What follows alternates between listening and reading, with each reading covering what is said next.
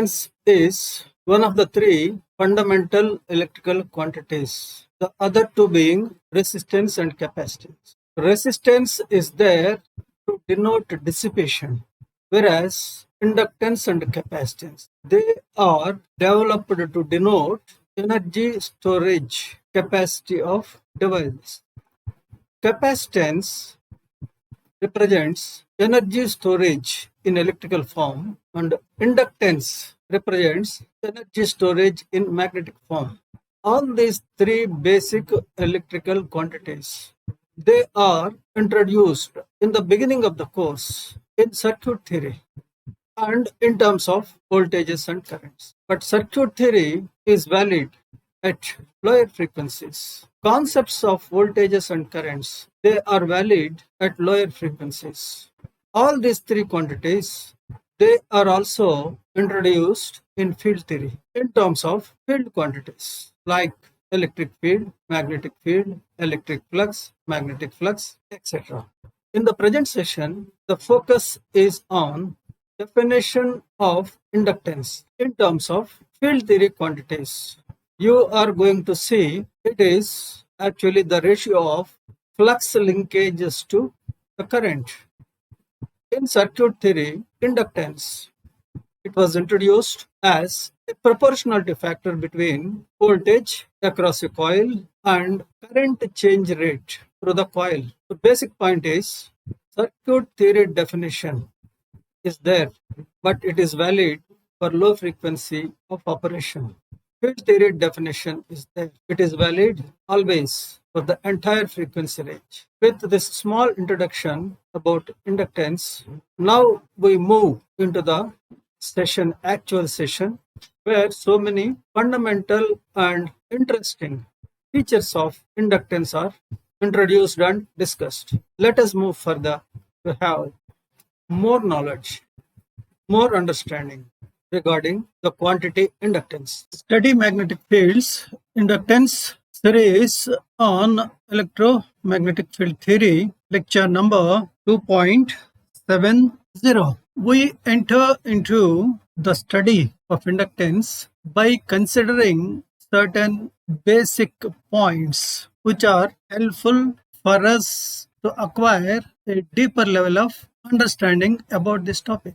To begin with, we consider the term inductance. What is inductance? Inductance refers to the tendency of an electrical conductor to oppose a change in the current flowing through it. It represents energy storage capacity of a current carrying coil. It has certain similarity with the place of capacitor in electrostatics. In steady magnetic fields, its role is somewhat similar to capacitance in electrostatics. Value of inductance depends on geometry, the current path, that is the coil through which current is flowing, and also on the magnetic permeability of the nearby materials. The term inductance is not God-given. It was coined by Oliver Heaviside in 1886. The symbol L, capital L, is used for inductance. L is used in the honor of Heinrich Lenz. In SI system, the unit of inductance is Henry. It is named after Joseph Henry, who discovered inductance independently of Faraday. In electrical engineering or electromagnetic field theory, inductance, capacitance, resistance, so many quantities are there, but somewhat strange fact about all these quantities is that none of them were invented by a single person. It is contribution of several scientists that led for them to come into being. Inductance too, Henry, Faraday, they all contributed for its development. Unit Henry is the amount of inductance that causes a voltage of 1 volt when the current is changing at a rate of 1 ampere per second, hence equivalent to volt second per ampere. The quantity, basic electrical quantity, inductance, it is normally introduced to students, electrical engineering students, in the beginning of the course, along with other basic quantities, resistance and capacitance. They are introduced in circuit theory. While introducing inductance, it is said V voltage is equal to L di by dt. The current I through a coil and the voltage across it, they are related to V equal to L di by dt. L can be considered as a proportionality factor between rate of change of current and voltage applied across the coil. But that definition is in circuit theory. In field theory, the definition is going to be more complete, total, and universal. Circuit theory definition, it is valid for one dimension and at low frequencies with limited validity for application. Now we consider the definition. This definition gives a deeper understanding regarding the quantity of inductance. To define self-inductance, self is there. While studying inductance, we come across terms like self-inductance, mutual inductance, internal inductance. Step by step, we are going to see the meaning of these additions, self, mutual, internal. To begin with, let us consider. To define self-inductance, consider an unturned coil carrying current I. When the flux through a single turn is phi, total flux through the entire coil, called flux linkages, it becomes N into phi. The ratio of total flux linkages to the current, which they link, it is defined as self-inductance of the coil. So here first aspect which we have to keep in mind is inductance is the ratio of flux linkages to current. One can notice the similarity between inductance and capacitance. Capacitance is the ratio of total charge to voltage. In case of inductance, it is total flux linkages to current. So many similarities you are going to find in due course of time between inductance and capacitance. So mathematically one can write L as N pi by I. It can also be connected with EMF and rate of current change. If the current through the coil changes, an EMF gets induced, which according to Faraday's law is, this is Faraday's law, EMF is equal to minus L di by dt. In circuit theory, normally it is introduced, inductance is introduced as V equal to L di by dt. Of course, V is similar to EMF. In fact, they are same except having some conceptual difference. And minus sign is there here. Why this minus sign? This relation is applied voltage and the resultant current relation. Whereas here, current flowing and the resultant induced voltage across. Here current is cause, EMF is effect. Here voltage is cause, current is effect. This difference leads to minus sign in this expression. Before moving further, one can also understand that in case of single turn coil, L turns out to be pi by I. Here, definitions of inductance, they are illustrated. From this illustration, one can also understand the meaning of self. Self can be understood against mutual. In A, one coil is shown and some current is being driven. Point is, when current flows, certain field intensity around the coil comes into picture. That field intensity is H. If you multiply this field intensity with the permeability, we will be getting B, flux density. Flux density multiplied by area, cross-sectional area, it gives flux. Magnetic flux. Flux is indicated by phi. Here the existence of flux is indicated by curves, closed curves. Direction is also shown here. Each turn of the coil, it is enclosing an amount of flux equal to phi.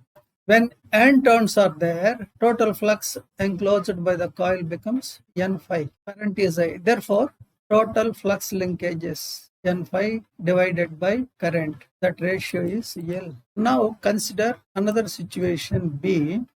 Here two coils are there. Current is being driven in coil 1. It is producing certain amount of flux. That flux is designated as phi 1. Out of phi 1, certain flux is passing through coil 2 and certain flux is not through coil 2. But total flux is passing through coil 1. Now, mutual flux, mutual inductance. What is mutual inductance? Flux linkages pertaining to coil 2. N2 turns are there. Flux passing through coil 2 is phi 1 2. So, flux linkages become N2 phi 1 2 divided by source current, passing current, that is I1. That is called mutual inductance. N1 phi 1 by I1 is self-inductance, whereas N2 phi 1 2 by I1 is mutual. Mutual inductance is the inductance that exists between two, whereas self-inductance is inductance that is given by a particular point. From the definition, self-inductance can be determined for various configurations. I can say magnetic configuration. Definition is, of course, total flux linkages to current. L is N phi by I. Units are, of course, already mentioned, henries. In case of straight conductor, you consider a conductor, some current is passing through it. It possesses certain amount of inductance. That inductance is called internal inductance. When the same conductor is wound in the form of a coil, it possesses certain inductance, that is self-inductance. In addition to the self-inductance, the coil also possesses certain inductance. It is called internal inductance of the conductor. The total inductance here now is inductance. Usually it is called external inductance plus internal inductance. Internal inductance pertains to the conductor. The straight conductor possesses internal inductance. It can be found as mu by 8 pi. The coil inductance is external inductance plus internal inductance. Parallel wire line, for this inductance is mu by pi natural logarithm d by a. D stands for distance between the wires and a is radius. Coaxial cable. In case of coaxial cable, inductance is mu L by 2 pi natural logarithm B by A. L is length, mu is permeability. P and A, these are radii of the outer conductor and inner conductor. In case of solenoid, L can be found as mu pi N whole square. In case of toroid, if the cross section is rectangular, certain expression. In case of circular, this is the expression. Here N is number of turns. H is height, A is cross-sectional area, R is radius, mu is permeability, as already mentioned. Some more points regarding inductance. Inductance is not just limited to coils. Even conductors of the coils and straight conductors also can have it. As already mentioned, it is termed as internal inductance. In case of conductors, it arises due to the magnetic flux inside the conductor linking a variable fraction of total current, depending on its location. It leads ultimately the existence of internal inductance, L internal. Sometimes it becomes a significant part of total inductance of the coil. As already mentioned, total inductance now is internal inductance plus external inductance. External inductance is the one which was defined as self-inductance. It can be shown for a long straight conductor of circular cross section and radius A with uniform current distribution. Internal inductance is mu by 8 pi henries per meter. Inductance produced by flux external to conductor is called external inductance. Total inductance is sum of internal plus external inductance. The term mutual inductance, a small introduction has already been given through illustration. Now one can follow the statements given here pertaining to mutual inductance. To define the mutual inductance, consider two coils 1 and 2 with turns N1 and N2 respectively. Suppose current I1 is running through coil 1 producing some flux phi 1. A part of it, say phi 1 2, is linking each turn of coil 2, resulting in total flux linkages of N2 phi 1 2. So these are flux linkages pertaining to coil 2. Then the ratio of total flux linkages of the coil 2 to the current I1 in the coil 1 that produces the flux is called a mutual inductance M12. One is source, 2 is the coil where flux linkages are considered. One pertains to the coil in which current is flowing. So M12 is flux linkages of coil 2 due to current in coil 1 divided by current in coil 1. It is N2 phi12 by I1. In a similar manner, mutual inductance M21 can also be done. M21 means now current is passing through coil 2 and flux linkages are considered in coil 1. M21 is flux linkages of coil 1 due to current in coil 2 divided by current in coil 2. So N1 phi21 by I2. It can be shown mathematically M12 is M21. So usually mutual inductance between two coils is denoted by M.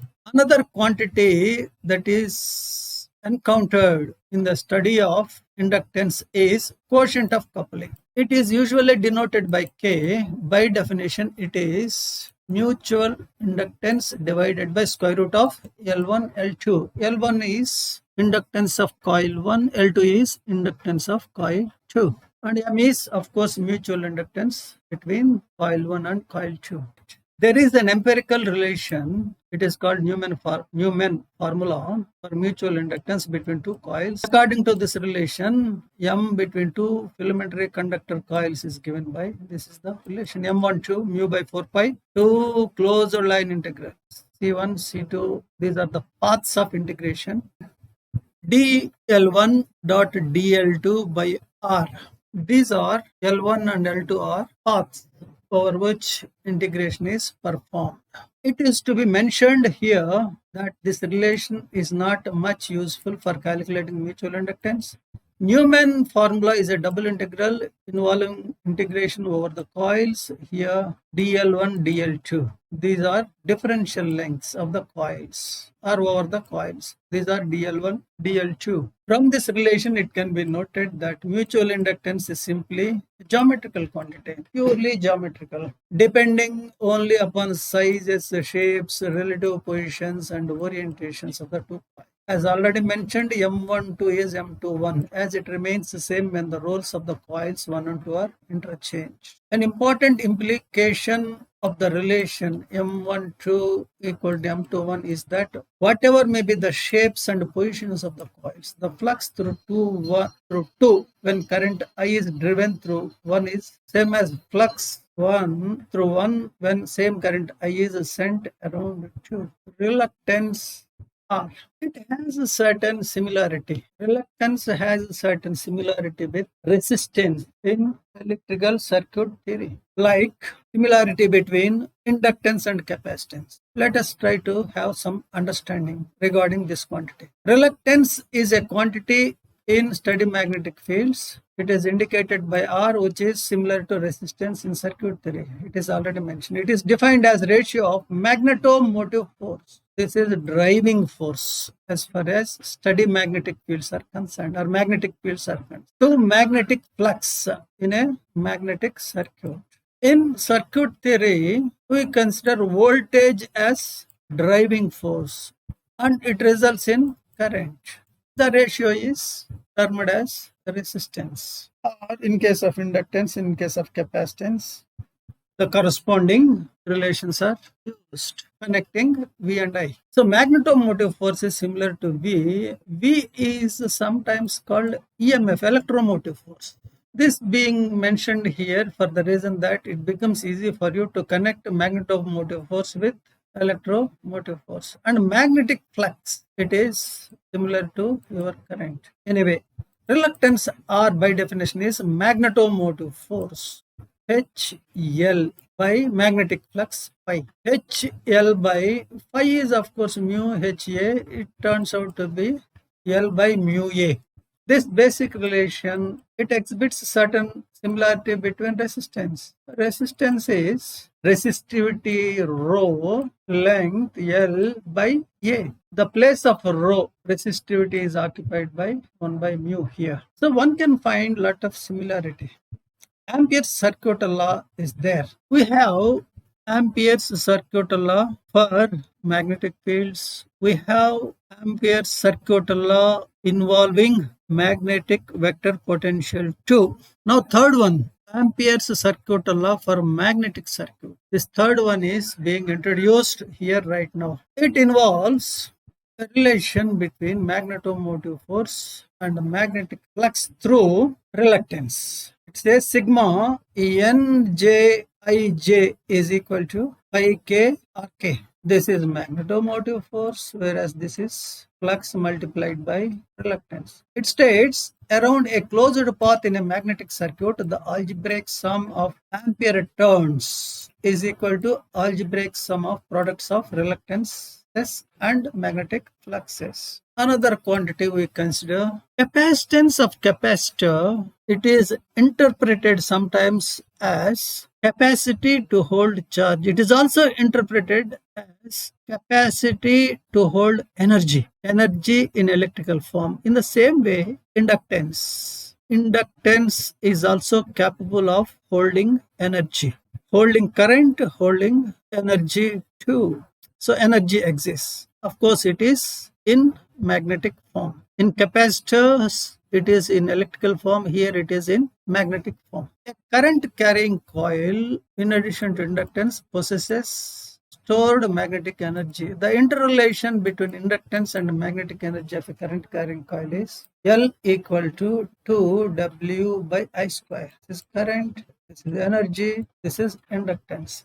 This relation has imported from circuit theory. It can be generalized for fields as L equal to integral volume integral B dot H d tau by I square. And the mutual inductance can also be expressed in terms of energy. Here, inductance is expressed in terms of energy. Here, mutual inductance. For two coils carrying currents I1, I2, the mutual inductance between them becomes M12 is of course M21.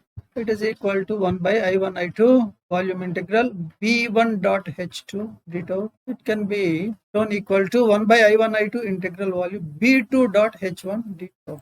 These are the relations sometimes we need to require to solve certain problems. These are some of the things which I want to share with you for right now. Hope you have a wonderful, reasonably fulfilled and enriching learning experience. For now,